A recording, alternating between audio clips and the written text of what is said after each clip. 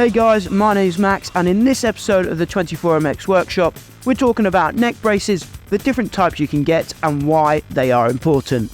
Let's do it.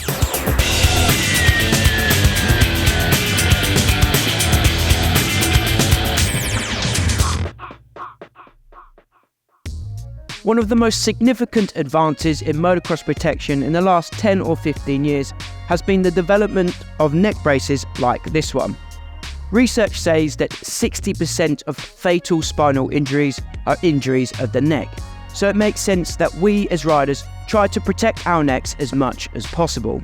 There are two types of neck protection. First of all, we've got a simple neck support like this. This is the most basic form of neck protection out there. Basically, it's a donut-shaped piece of equipment that goes around your neck like so, and is supposed to stop your neck from hyperextending in multiple directions. Like I said, it's simple technology, but it's quite cheap as well. And like we've said before, anything is better than nothing.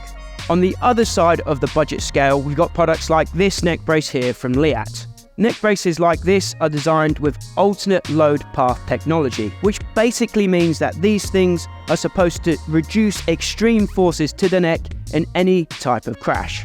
Neck braces are designed to work in conjunction with full-faced helmets to create these alternate load paths. In a crash, they will distribute these injury-causing loads to other less vulnerable areas rather than the neck. As with any other piece of protective equipment, a neck brace won't be able to save 100% of riders 100% of the time. But what a neck brace will do is increase the amount of force needed to injure you by such a significant amount that injuries should be less common, and if an injury does occur, it should be less severe. The main criteria to measure how good a neck brace is to measure the reduction in forces. LEATT and other companies have researched this field thoroughly and have extensively tested their products to help protect motorcycle riders like you guys watching. Most neck braces will look something a bit like this. You have the front, rear and lateral helmet rim strike zones, which stop your neck from hyperextending in pretty much every direction. At the front here we have the pectoral load dispersion area, and at the back we have the thoracic strut, which is designed to not sit directly on your spine. These features will disperse loads away from your vulnerable neck to your pec muscles and your shoulder muscles.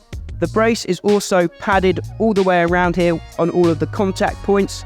This helps for comfort, but also helps in this load dispersion as well. And it also helps to control rapid brain deceleration. Sizing is very, very important with neck braces. If your neck brace doesn't fit properly, the chances are it won't be doing the job it was designed to do. A neck brace is designed to try and give you 360 degrees of protection. But like I said before, a brace won't be able to save everyone every time. But a neck injury truly can be worst case scenario. So it is worth investing in a product like this to try and improve your chances of staying fit and healthy. You can check out all of the appropriate sizing guides on the 24MX website alongside the full range of neck braces. You've been watching the 24MX Workshop. We'll see you next time.